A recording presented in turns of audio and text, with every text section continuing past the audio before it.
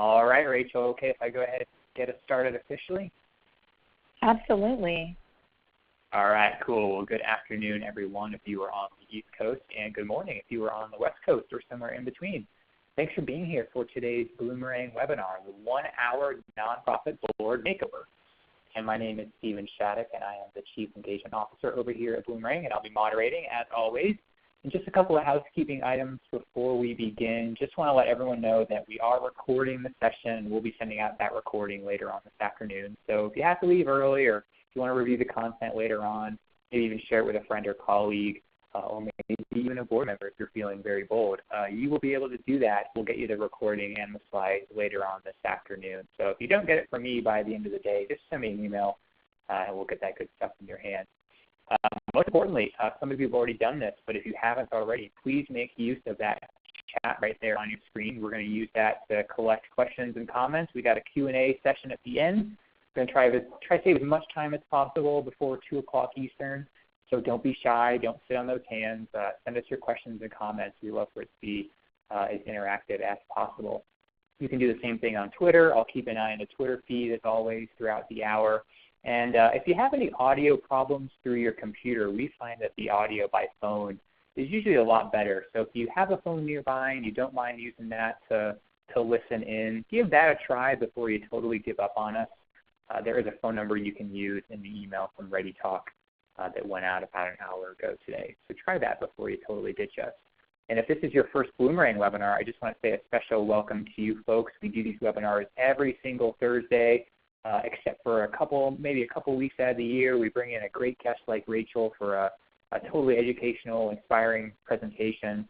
One of my favorite things we do at Bloomerang for sure, but what we are best known for is our donor management software. So if you are interested in that or just kind of want to take a look at what we have to offer, you can check out our website later on. Don't do that now because you got a great presentation coming up. If you are curious about Bloomerang, feel free to learn more about us later. But for now, I am so excited to welcome back one of our favorites. She is just returning from an amazing vacation in Costa Rica, but still made time to fit in a Bloomerang webinar.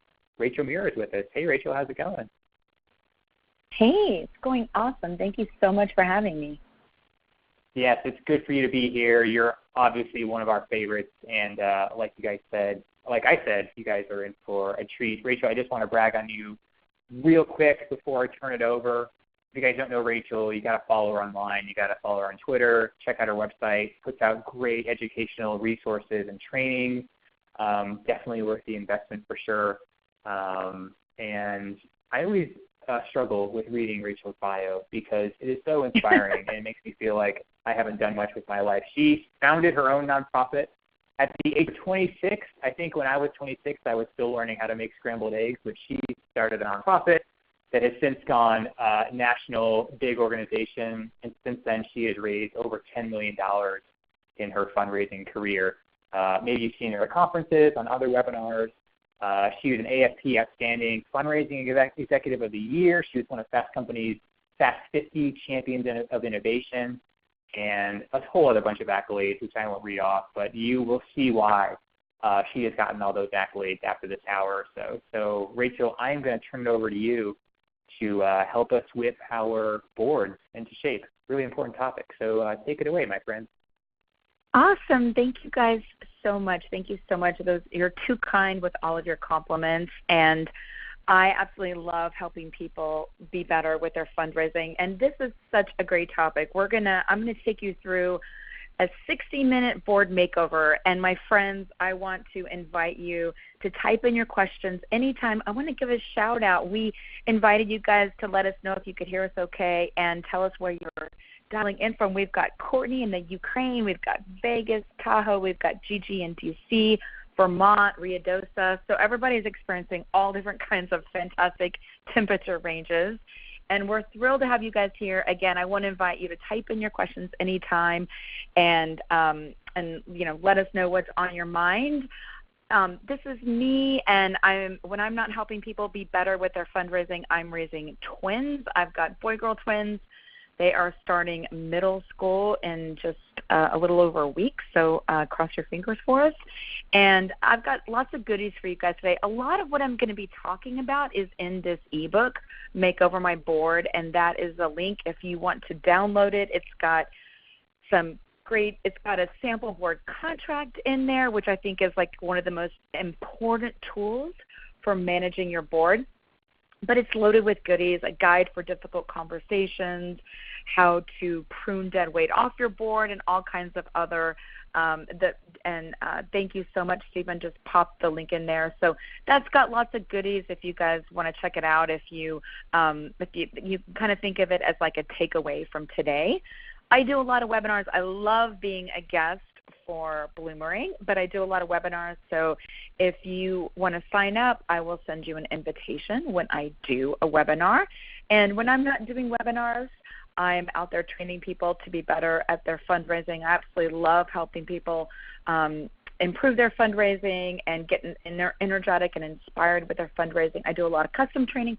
I also do a lot of board retreats, but I'm going to give you lots of tools to help you with your board today. I'm going to talk about the number one way to change the board that you have. I'm going to give you some tips for recruiting and inspiring and even firing your board, how to set them up for success, how to get them excited about fundraising. And again, you are welcome to type in your questions anytime. I've got time at the end reserved for handling your questions, so just type away. And the first thing that I want to invite you guys to do is let me know how you're doing with your board. Like, are you green, yellow, or red? Green is like, we're doing awesome. Yellow is, we could use a little bit of fine-tuning. Red is, I've got a few members I'm ready to throw overboard. We've got reds. We've got lots of reds. Yellow, orange. Got some orange. Awesome. Awesome. Okay. You guys are in the right place, so welcome. You're going to get lots of tips and tools to help you out today. Let me know if you have, I'm curious to find out more about your experience levels with board members that you have on your board. So my next question is, one is, I've got a few folks who have never served on a board before and it's their first time. Two is, everybody's done this before. Everybody's served. Okay, so it looks like most of you guys are one. Most of you guys have some board members who, the vast majority, are brand spanking new to service, and I'm pretty sure they've never worked for a nonprofit before, so it's their first time in the sector. I'm curious to ask you guys how often you guys offer training. So one is we do it every year. We're really faithful. Two is maybe every other year. Three is not often. Four is, oh, my God, we totally should do that. You're absolutely right. Okay, so a lot of you are fours, and I've got some threes. Okay, so this is one of the most important things that you can do is offer board training. And so many times when I talk to organizations, they're not doing it and they're not budgeting for it. I'm going to talk with you guys about how to do an assessment, how to kind of get your issues out in the open that you're having to help you improve your board, and how to do a board training. And I'm a really big fan of giving people training. Obviously, it's what I do for a living, but I'm a really, really big fan of, even if you have zero budget, you can still provide great training opportunities for your board. And sometimes it's important that come from someplace other than you, because a lot of times, this is true, this is a quote from Chuck Loring, a lot of times people perceive you doing a training as having a vested interest in the outcome. So you can work with other organizations to bring in a trainer. You can work with your AFP. You could get a great board member from another organization to come talk to your board.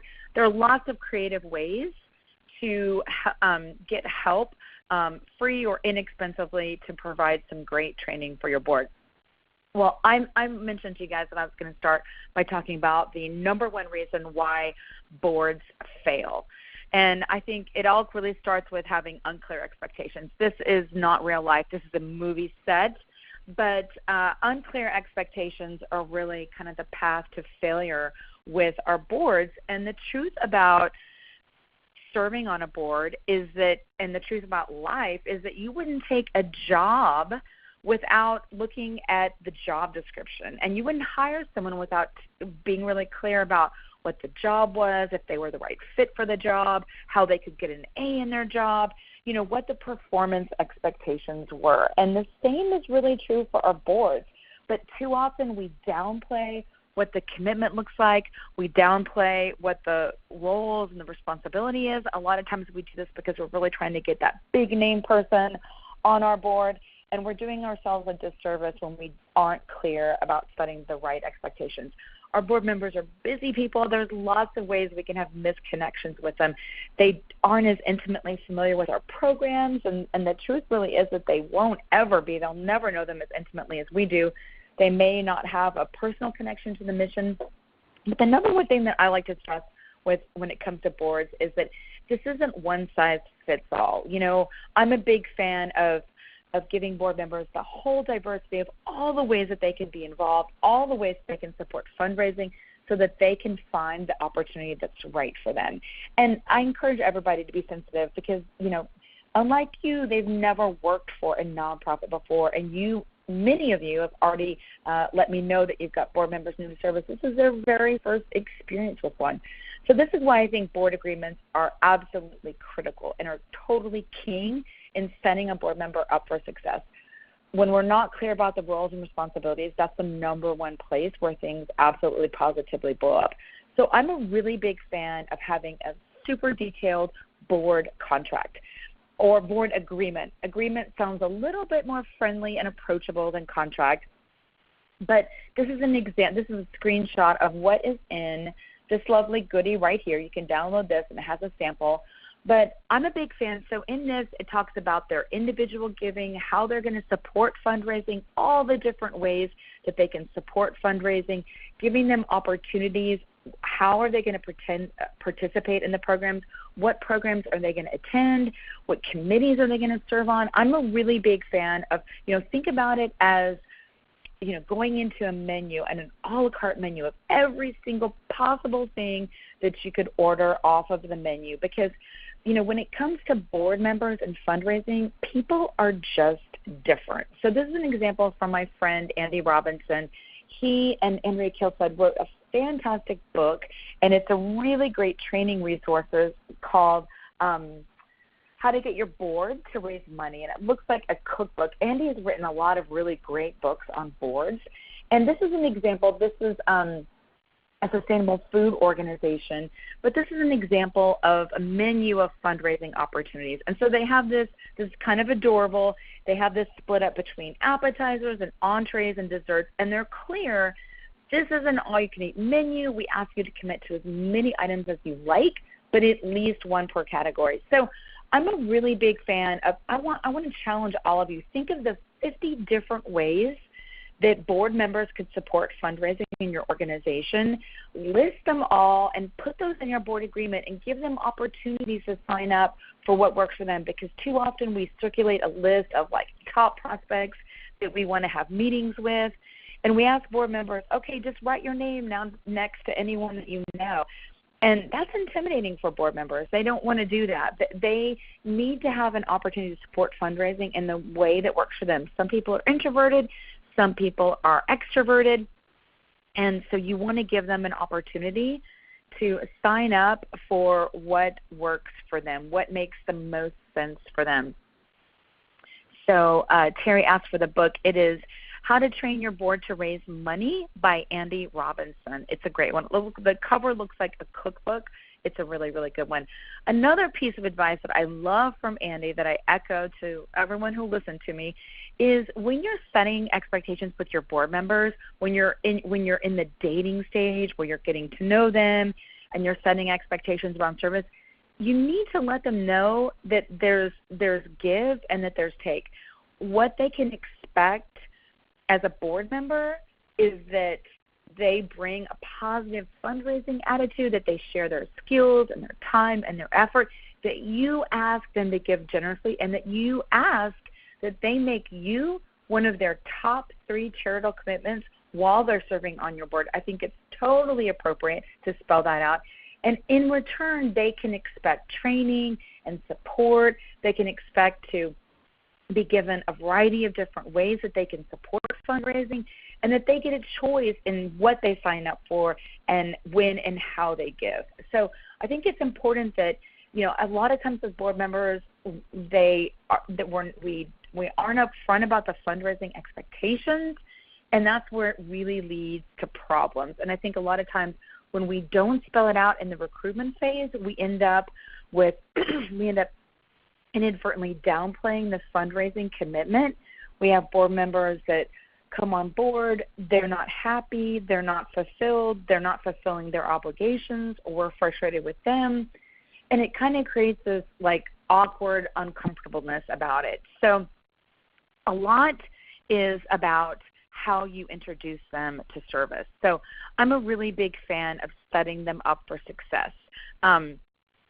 Someone asked about the link, and if you go to, I'll type it in here. If you go to rachelmuir.com/boards, then you can get the book. There's like a little ebook that's all on board.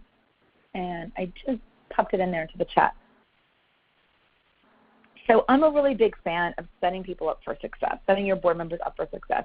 Of course, you can have them. You can try before you buy. You can date before you marry, and have them serve on a committee first. You can have them apply and complete a board application, so you have a really good sense of what skills they're bringing, what's motivating them, how they like, what their preferences are, what they want to contribute. I'm a big fan of a board orientation, a robust orientation. You have someone who is motivated, who's a great board member. You pick your role model board member to do the orientation, and you don't downplay the expectations in the orientation. You're positive, you're upbeat, you embrace the role that they're going to play in fundraising. I'm a big fan of welcoming board members, and I'm a big fan of welcoming them whether it's wine and cheese or it's, coffee and donuts. So many times, how many times have you guys served on a board? How many times have you had this experience? I like to joke that I've had several iterations of boards. I've served on boards, and I like to joke that I have the scars and the T-shirts to prove it. And some of the time that I served on boards, I would join a board, and we would be like wallflowers in the back of the room, and it would just be this casual. Oh, we've got a couple new board members this month. You really want to welcome your board and celebrate them coming on, your new board members. I'm a big fan, just like I talked about having like your role model lead your board orientation. Give them a board buddy. Assign them a board buddy, especially if they're new to board service. Assign them your role model board member who's doing a really great job, who's serving on committees. Give them someone whose performance you applaud and who's a high performer, so that they know what's expected of them, and they're not just in there without a life preserver or anyone to talk to or check in with. Just like if you take a job, you might have a 30-day check-in and a 90-day check-in and a 6-month check-in. I'm a really big fan of doing that with your board members. I would rather you find out a problem early, find out if it isn't a good fit early and be able to correct it, than having to tackle it later on. And finally, a self-assessment. Self-assessment is probably the biggest opportunity that you have to right a course gone wrong. So if you're feeling like, and I'm going to talk about this, I'm going to talk about self-assessments in here. We're going to cover everything. We're going to talk about getting your board engaged in fundraising as well. But self-assessments are my absolute favorite tool that you can use if you are having struggles, if you're ready to recruit new blood, if you're ready to, if you didn't set expectations and you need to, if you're ready to get more training, if you want to know what they want to get training on, self-assessments are really fantastic tools. And that board goodie that I mentioned to you guys, I have some sample questions that you can ask in a self-assessment. So in real life, this is what fundraising is often like to board members. It's and when I say the F word, I'm not talking fun. But a lot of times this is how fundraising is. And I think the biggest mistake and the biggest reason why we end up like this with our board members is because we haven't properly set the right expectations about fundraising. We've downplayed it. It's got to be clear in the recruitment process. It's got to be specified in the board contract. And it's got to be discussed in the board orientation. So we also have to really make it fun.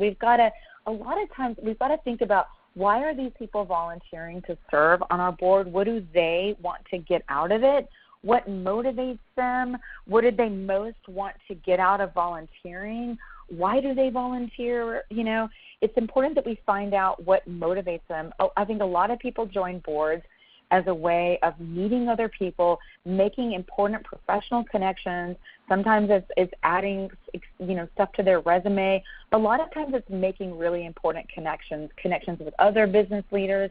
And we've got to deliver on that. If that's their goal, it's really important that we give them time to network with other board members. It's really important that we create that space and create those opportunities for them to meet other stakeholders and network with other board members.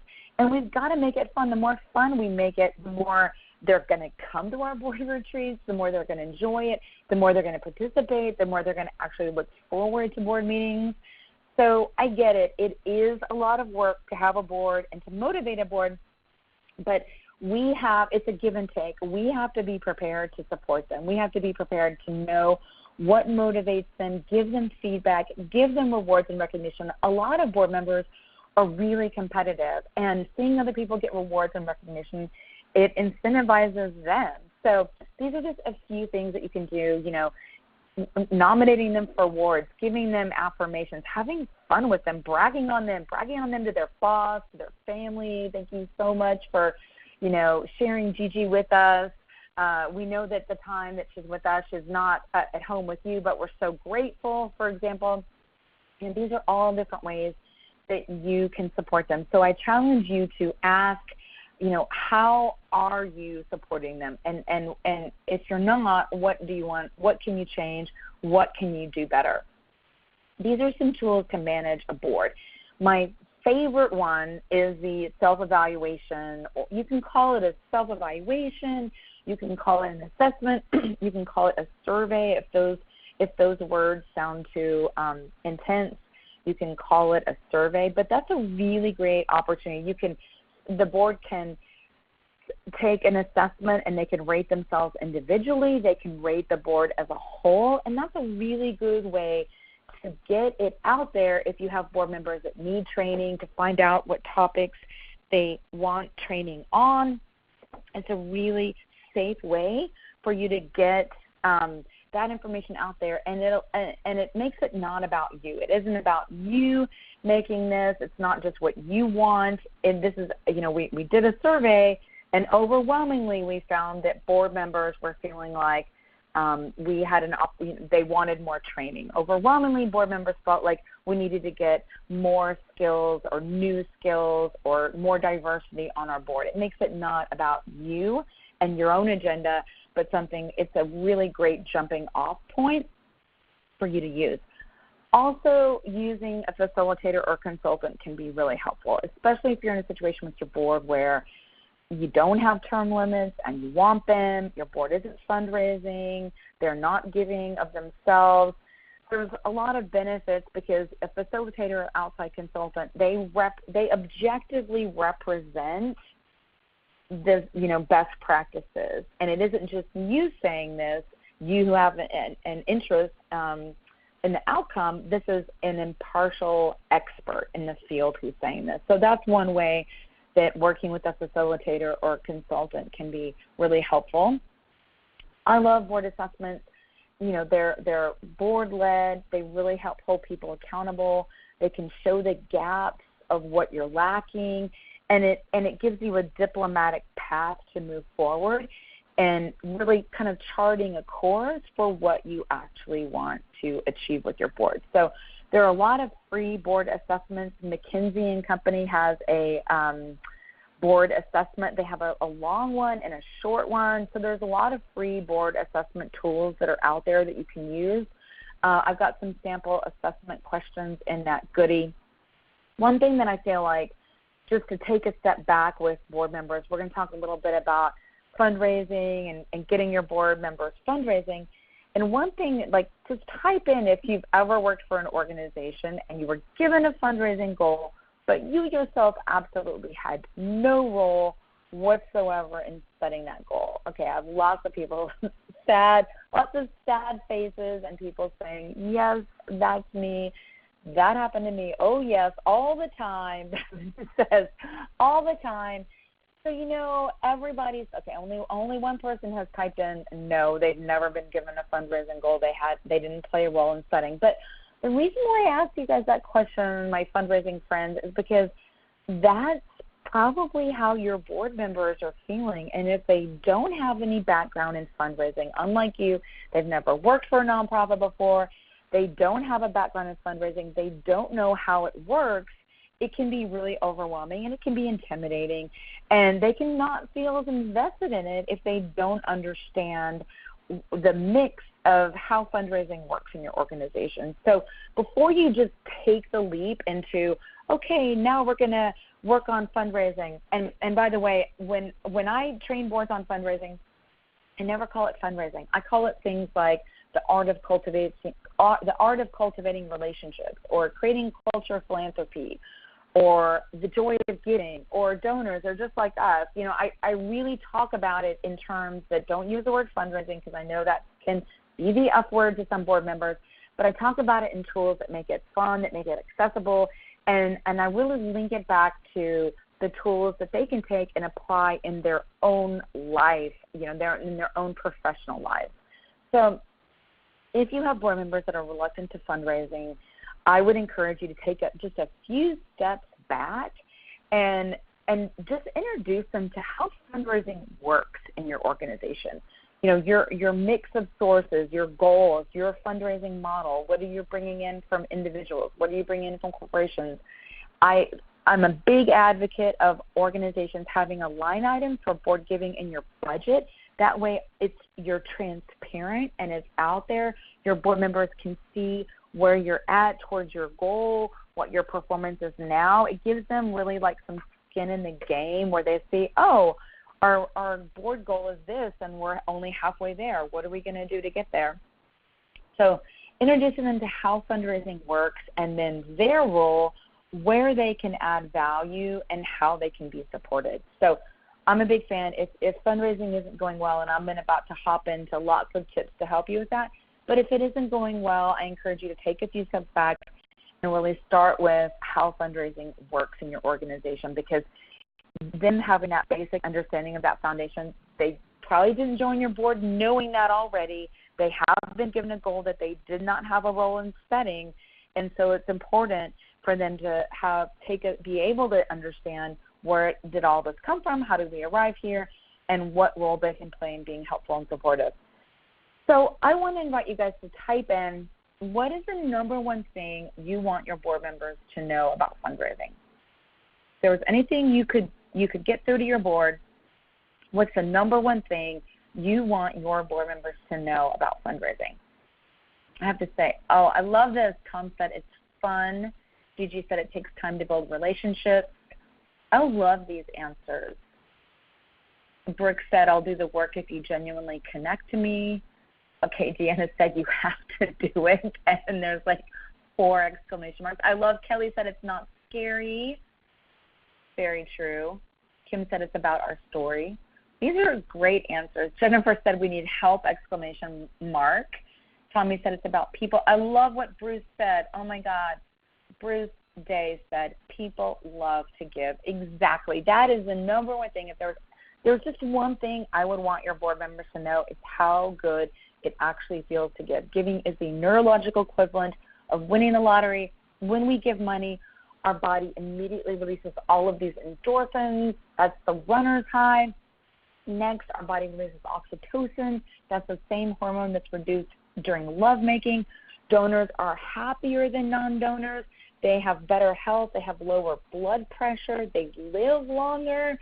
Giving feels really, really, really good. And in the world of giving feeling great, the giving that feels the very best is when donors give to a charity via a friend or a relative or some kind of social connection. And that's exactly what happens when our board members invite their friends and their family and their network of contacts to give. So if you have board members who are feeling averse to fundraising, that's one of the first things, is letting them know. And all they need to do is give, to just be reminded of how good it really actually feels to give. So I'm going to talk to you guys about how board members can support fundraising without asking for money.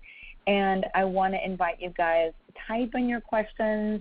I've got time reserved here at the end for your questions, so please feel free to type them in. So I'm going to talk about how board members can be fundraising superheroes without asking for money. So number one, they can give personally.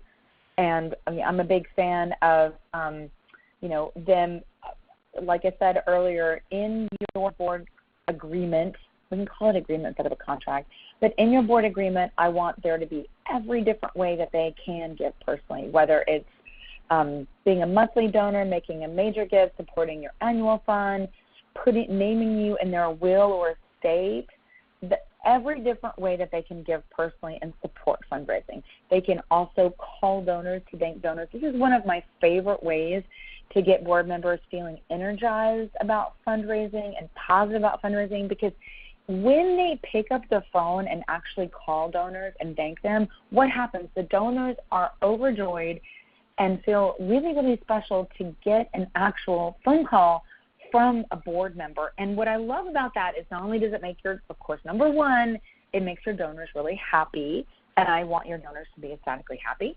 But number two, it makes that board member feel a lot less afraid and intimidated by fundraising, because they feel like, wow, this really felt good. They were really genuinely happy to hear from me, and I can't wait to make another phone call and thank another donor.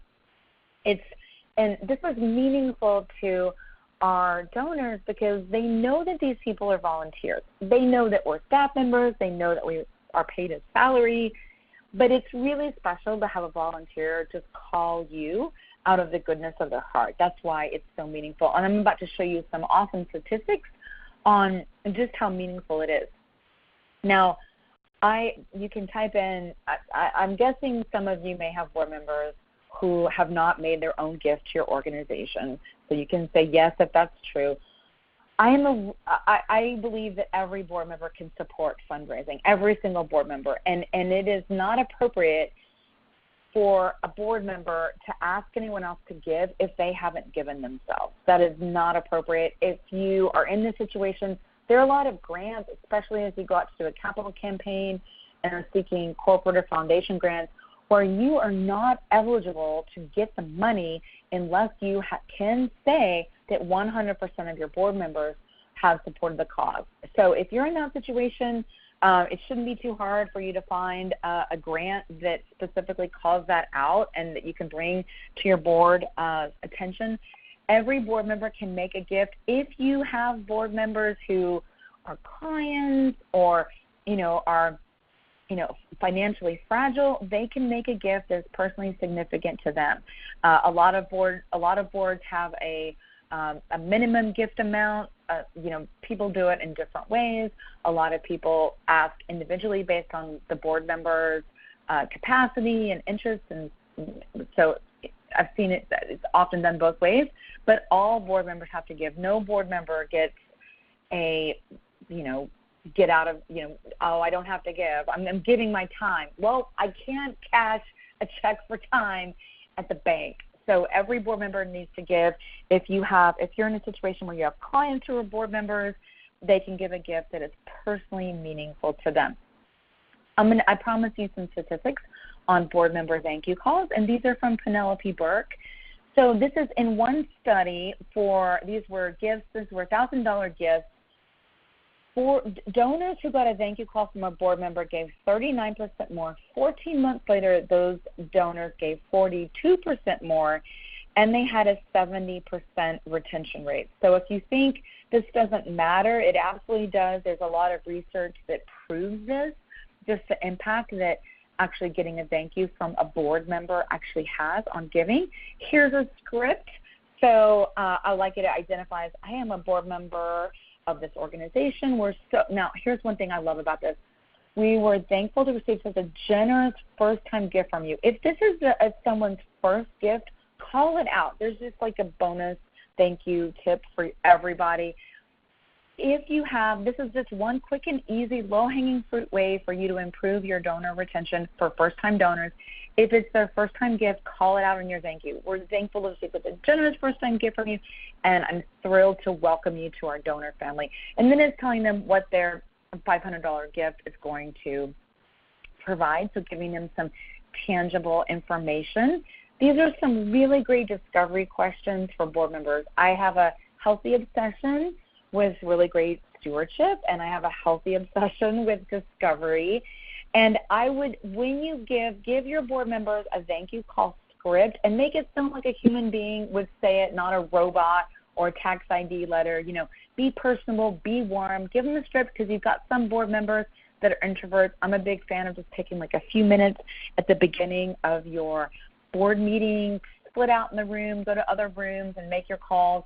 Have them be prepared with a script and a few discovery questions if they get a donor on the phone that they can ask. So I love these questions, and I love a lot of these are kind of, you know, can I invite you to this? Can I introduce you to this? So it's kind of like giving them some next steps to deepen the relationship.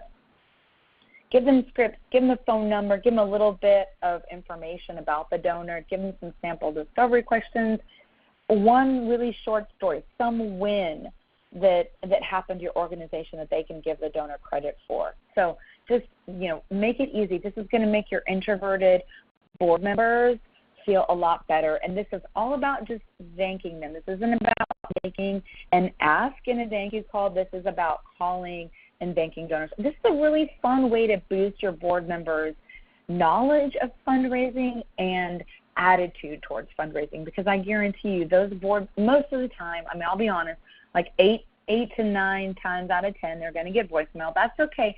That's another reason why it's important to have a script ready for them. Leave a message, but when they do get someone on the phone, that person is going to be excited and overjoyed and really, really warm and positive about hearing from them. So they can invite guests for a tour of the organization. They can host a cultivation event in their home.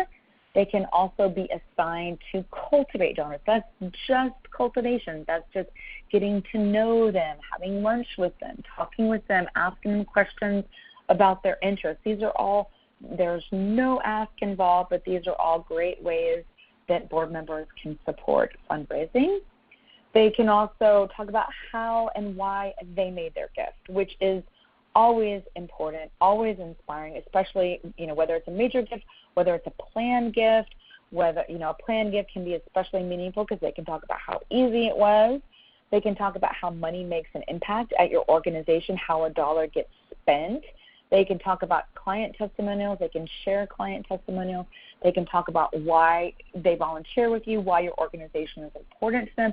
Those are all things that could be shared in your email newsletter, in your annual report. These are all just opportunities.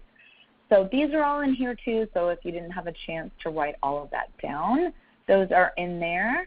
I also have some recommended readings. So these are a couple books on boards that I adore. I really love this book by Kathy Hedge, Engaging Your Board in Fundraising, a Staff's Guide. It's really written. It's a different perspective on getting your board members and involved in fundraising. It really kind of starts with the premise of how can we create the conditions in which board members motivate themselves? What can we do to create those conditions? And there's a really great example in that book of an organization that set up stations in the hospital, and they set up stations all over their hospital to give their board members a real hands-on feel about the work that they were doing. And it made those board members super motivated and super excited to go out and share it. I love Susan Howlett. She's fantastic. She wrote this book, Boards on Fire, and I think she's actually coming out with a second edition of this book. These are both really, really short books. I mean, they're maybe like 75 pages long. So these are both really great books on getting your boards involved in fundraising. I really believe it all starts. Jennifer, you're so sweet. Jennifer's giving me some love on my presentation skills. I believe that it all really starts with setting the right expectations. I mean, go back to our dating lives. You know, when we met that special someone, we asked a lot of questions. We found out what was important to them. We found out where they saw themselves, what motivated them, what was meaningful to them. And, you know, if you do the work on the front end, you will have great board members with the right expectations joining. If you're not there, if you're frustrated and you're not there, I'm a really big fan of board assessments, and those can be a really fantastic tool. You guys, I'm going to dig into your awesome questions because there's a lot, and I want to invite you to type them in. So I'm going to hop over here and look at some of these questions, and I'm going to go through and answer them. So Emma asked, who is responsible for creating the board training curriculum? So I would say now, if at all possible, in the best scenario, I encourage you to have some board training at all of your meetings. So some board training on fundraising, however short, in all of your meetings. It could be practicing doing great discovery questions. I had the pleasure, and Gigi was with me, I had the pleasure last week of being at the Bridge Conference, and Gigi was from DC, came to my session, and I had everybody do a really fun activity where they ask each other discovery questions. So you could pick some great discovery questions and have board members practice asking discovery questions. There's that book that I mentioned earlier, Train Your Board in Fundraising by Andy Robinson. There's lots of activities in there. I recommend having some kind of mini, really small fundraising training thing that you do at every meeting, but of course your retreat is a great opportunity for doing training. And there are a lot of great resources out there. I've mentioned a lot of these. Your local AFP chapter, of course, Bloomerang has all these fantastic webinars. I've mentioned several books in here. I guarantee you if you read these, you'll get ideas about board training and questions and what you could do. If at all possible, I think it is really great to have training as part of your retreat, and you can always work with another organization.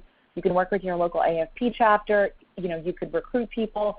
You could recruit different guest speakers. You could recruit great board members from other nonprofit boards, talk about how they fundraise. If you have like zero budget, you can always work with other organizations to pull together to do a training to get, because a lot of organizations are struggling with getting their board members engaged in fundraising.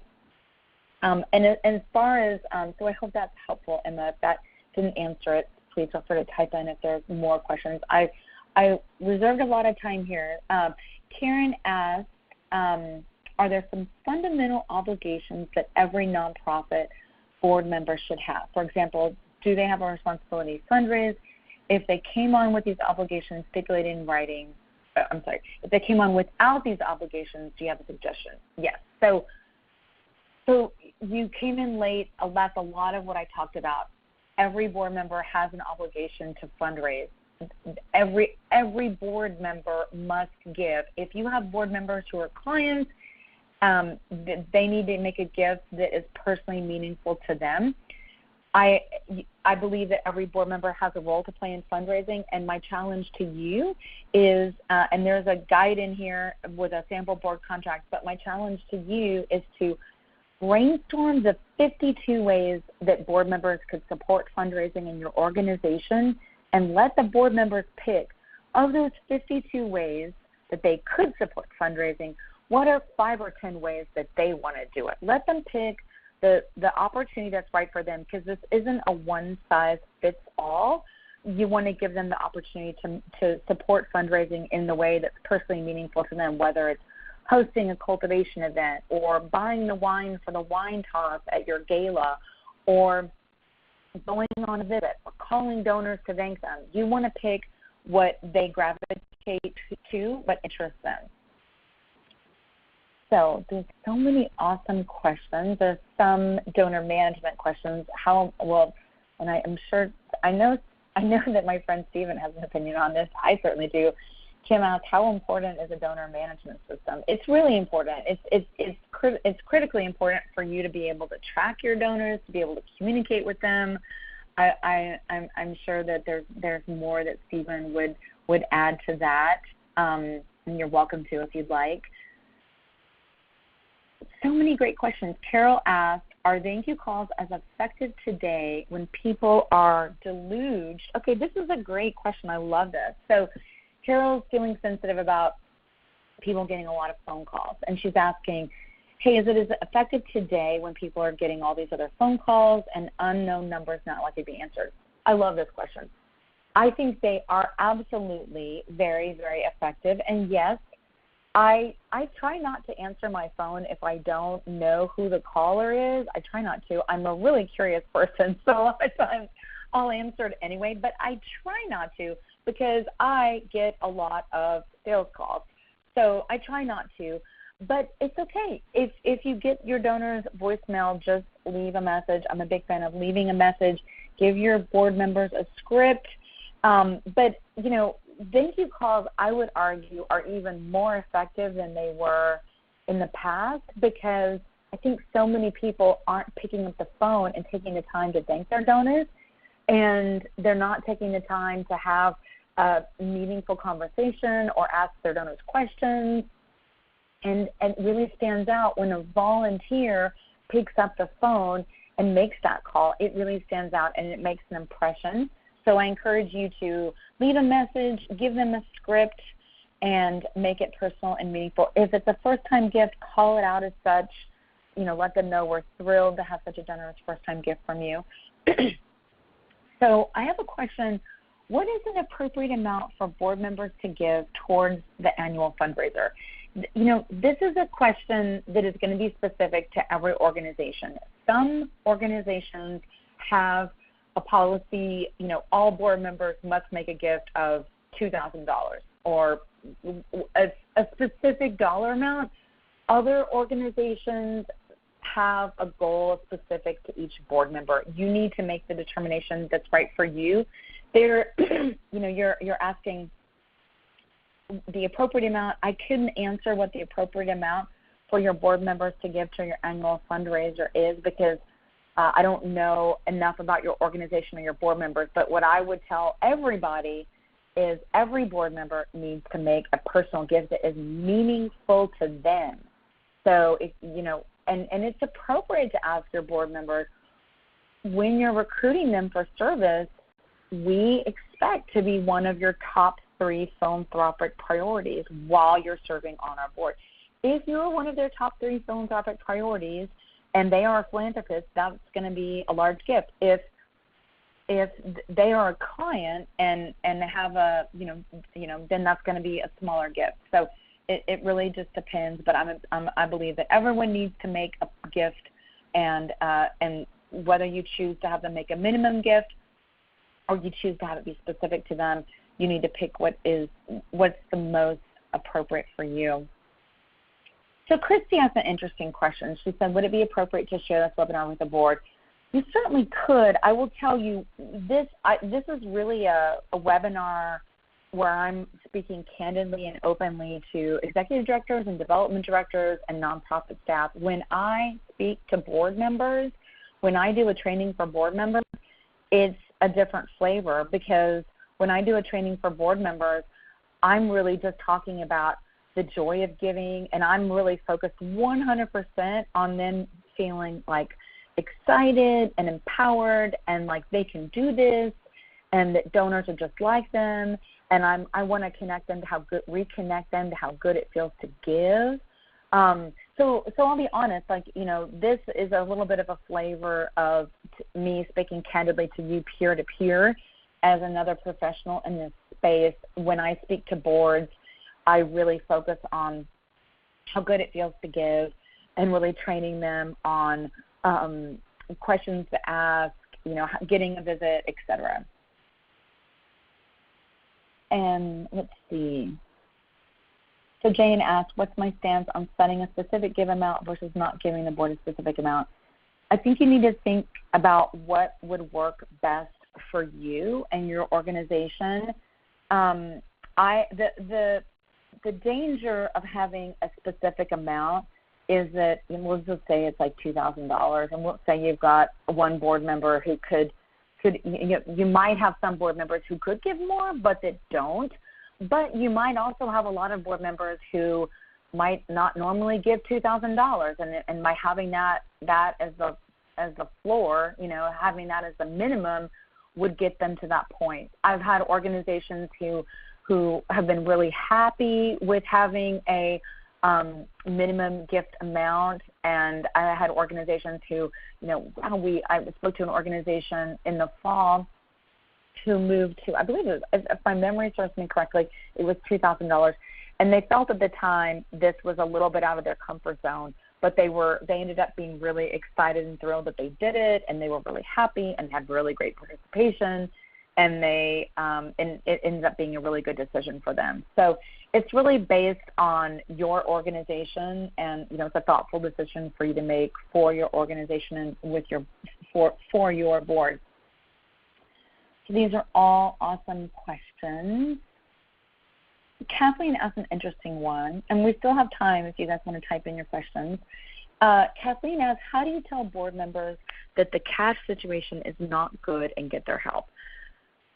So I would start by educating them about how the money is spent, what the funding sources are, where it goes, what it contributes to. What does it mean if you can't raise this money? What programs are going to be affected? What things won't happen?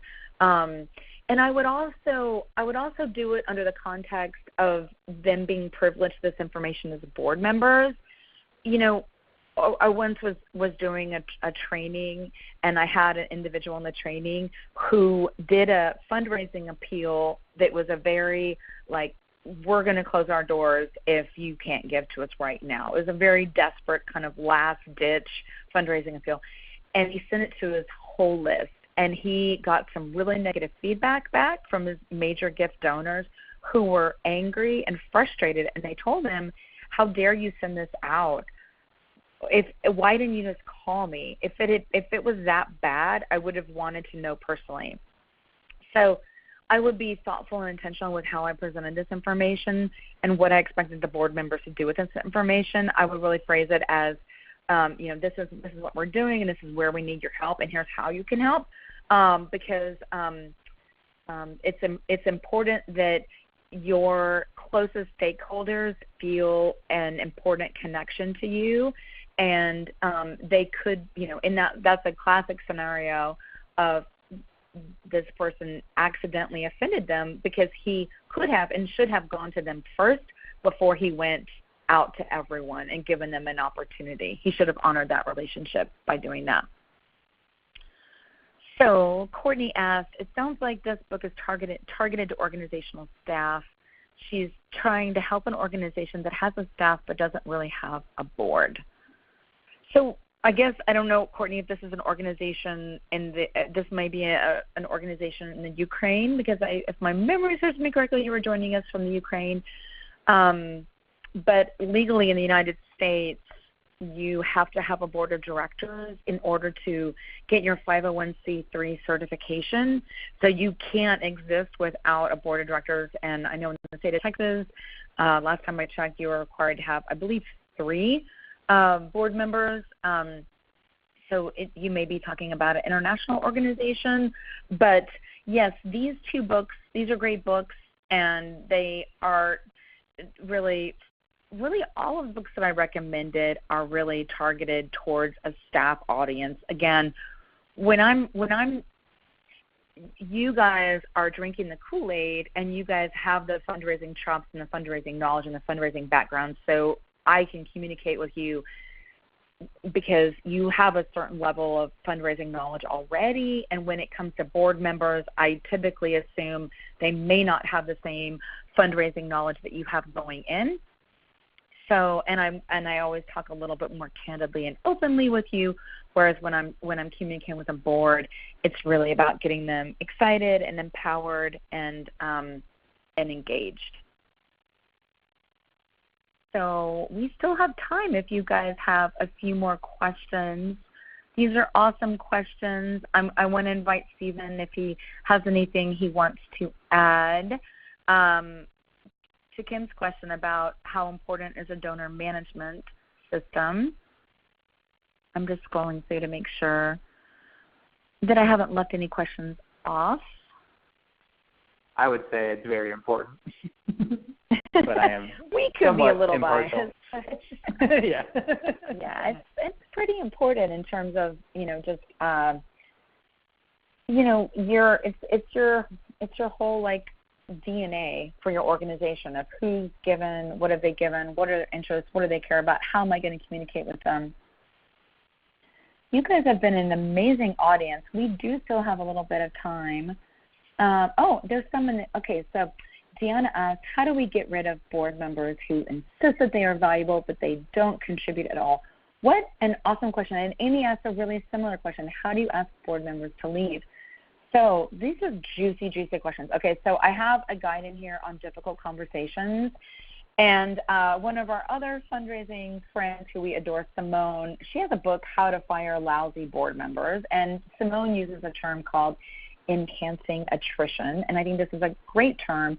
But I like to refer to this as the graceful exit, my friend. So first off, I already gave a plug for assessments. And board assessments are a really great, impartial, non-emotional place for you to get this dirt out in the open where, board members are frustrated with a lack of board member participation. This is a demotivating element. Term limits are really great to have, and that's another place where an impartial expert can really be an asset to you. Term limits are, of course, huge. But when it comes to graceful exits, and there's a guide in that goodie on having a difficult conversation and talking about graceful exits. So when it comes to graceful exits, your goal is for them to walk away feeling appreciated, feeling acknowledged, feeling heard. So I like to, no matter what happened, you can own that expectations weren't properly set. Even if it was someone else who made the mistake, you can own it. I am so sorry. We did not set the right expectations. We weren't clear. We were vague. And we didn't set you up for success because you want them to walk out with their head held high, only going out in the community and saying really amazing things about you. So I like to give them lots of different options. I like to give them, they could take a leave of absence. They could leave and I like the leave of absence. And we get that in our professional lives, whether it's, jury's duty, hopefully we've got a nice maternity policy where we work, or paternity policy, and we hopefully have an opportunity. So I think a leave of absence is an option. Serving in other less time-consuming ways, serving on a committee. I would really walk in thanking them, acknowledging, appreciating them, and be prepared with other opportunities for them to serve that are less time-consuming, serving as a consultant, serving as a mentor, serving on a committee, taking a leave of absence, checking back in with them after a certain amount of time. Those are all ways. Your board chair is like your partner in crime in having one of those conversations. You need to set time. It needs to be dedicated time that you dedicate to it, and not like a drive-by conversation a few minutes before your board meeting. But the most important thing is honoring people's service, honoring their emotions. Passionate emotions means that they care, and being prepared and ready to accept responsibility for not properly setting expectations and have graceful ways that they can contribute in other ways. And Simone says, that one person's feelings don't get to compromise the entire health of the organization, and I totally agree. This is another place where sometimes getting help, talking to other folks, other organizations, other leaders. I've mentioned some of these books that could be helpful, to you in knowing that you aren't alone and that there is indeed help out there. Kim asked, is the board chair the same as the president? Yes, typically. If the board chair is a problem, then you need to talk with your governance chair or your vice president. So, I've weathered many board transitions. I've weathered many boards. I joked earlier that I have the scars and the T-shirts to prove it. At one point in my career, I actually had a complete turnover of my board, where my board basically, we did a transition where a board resigned, I had board members resign and a new board come on, and we did like a really big transition. I worked with outside expertise to do it, but I really had board members that weren't the right fit for the organization, and they weren't able to commit, and they knew it. And So I didn't do it by myself. I worked with outside counsel, and sometimes that can be a real benefit to you, not just in terms of the transition, but in terms of your emotional well-being as well. But this happens, nonprofits are messy. That's Joan Gary's kind of tagline, nonprofits are messy. It's true, and emotions can run high. So there are some tips in there for difficult conversations and other ways that board members can serve in having difficult conversations. I hope that is helpful. We are on the hour. Thank you guys so much for joining me. I'm going to pass the baton back to my friend Stephen.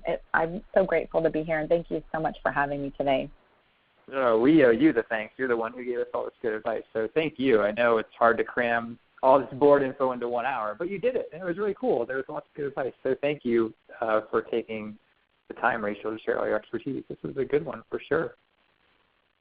But we're about out of time, so I just want to thank everyone else for hanging out with us. And I'm sure all of you are very busy as well, so we will get you the slides and the recording later on this afternoon. Definitely the recording. You should probably already have the slides, but I'll resend them just in case. And hopefully you can make use of all this stuff. You share it with your board members if you are feeling adventurous, but I think Rachel's advice was probably pretty good, that maybe you want to just take some of the advice away and apply it to your board. We got some great webinars coming up. We are back 1 week from today. Hopefully, I should say to you guys that this is my wife's due date, so we will try to do this webinar as long as I do not have a baby arrive, but I heard that only 5% of due dates are accurate. So plan on being with us 1 week from today. I'm planning on it. I'll certainly let you know if we have to postpone it, but we've got one of our favorites, Lori Jacobwith, joining us. She is awesome. This is a great presentation. I've actually heard this in person at a conference, and I told her, I asked her if she would do it for us, and she was more than happy to oblige. It's a really good one for sure. So check it out. You can register. It's totally free. There's lots of other webinars you can register for sure throughout the year, and I'm sure we will have Rachel back again very soon. That's always an easy one to schedule. So hopefully we'll see you again next week. If not, hopefully we'll see you again some other Thursday. So have a good rest of your Thursday today and a good and safe weekend, and we will talk to you again soon. Bye now.